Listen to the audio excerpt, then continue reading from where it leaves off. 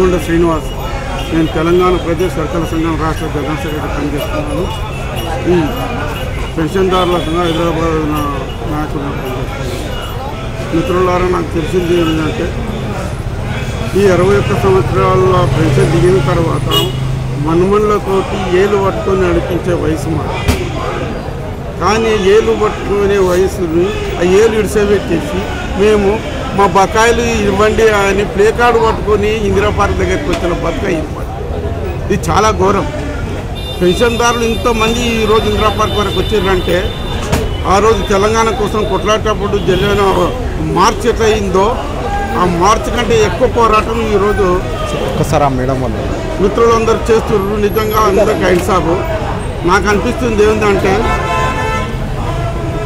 నాకు ఒక పాట యాదకి వచ్చింది మిత్రులు. ఏమని, ఉద్యోగస్తులందరూ పెన్షన్ అయితే దిగినామో వాళ్ళ పిల్లలు పెళ్ళిళ్ళు లేక ఈరోజు చాలా ఇబ్బంది పడుతుంటాం. వాళ్ళందరి ఇబ్బంది ఏమవుతుందంటే ఏమి మిగిలేరో కన్నీర మిగిలేరా, ఏమి మిగిలేరో కన్నీర మిగిలేరా. అరే పెన్షన్ బకాయిలు వస్తాం అనుకుంటే మా పిల్లల పెళ్ళిళ్ళు చేద్దామని లేకుంటే ఇల్లు కట్టుకుందామంటే అనేక రకాల ఆలోచన చేసిన వాళ్ళకు ఏమి మిగిలేరో కన్నీర మిగిలేరా, ఏమి మిగిలేరో కన్నీర మిగిలేరా.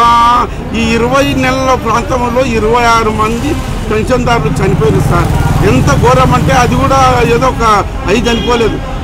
డబ్బులు రావట్లేదని నేను పిల్లగాని పెళ్ళెట చేయాలి, ఇల్లెట చేయాలి, రోగం వస్తే ఇట్లా డబ్బులు కట్టాలని గుండె ఆగి తెచ్చిన వాళ్ళే. మరి ఈ ఉసురు ఎవరికి తగులుతుంది, ఈ గోడ ఎవరికి తగులుతుంది? 26 మంది చనిపోయారు. ఆ కుటుంబాల బాధ ఎంత ఎవరికి తగాలి కూడా. అందుకే ఎవరికి ఏమి తగలని మా గోడు తగలని, సర్కారుకు ఏమి తగలని ఈ గోడు తగలని, ఈ ఉసురు తగలని మా కన్నీరు తగలని.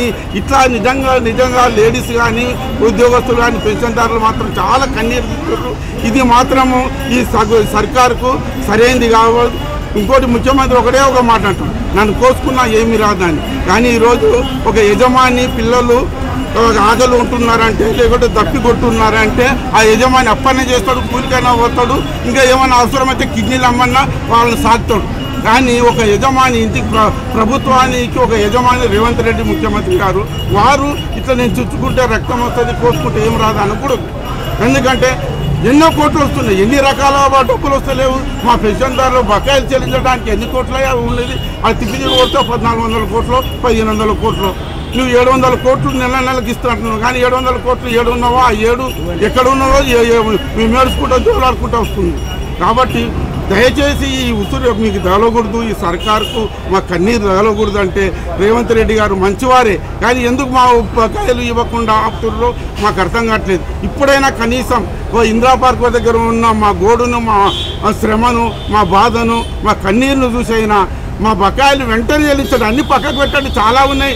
అనవసరమైన దానికి ఎందుకు ఖర్చు పెడతారు? మా పెన్షన్దారులకు ఇమ్మీడియట్లీ ఇచ్చి వాళ్ళ ప్రాణాలు కాపాడండి, వాళ్ళ బిడ్డల రోగాలు కాపాడండి, వాళ్ళ పిల్లల పెళ్లిళ్ళు అయ్యేటట్టు కాపాడండి. ఇది ఒక్కటి నీకు మంచి పని అవుతుంది. కాబట్టి నీకు మా పెన్షన్దారుల తరఫున ప్రత్యేకంగా వందనాలు చేసి చెల్లించుతున్నాము. Thank you very much.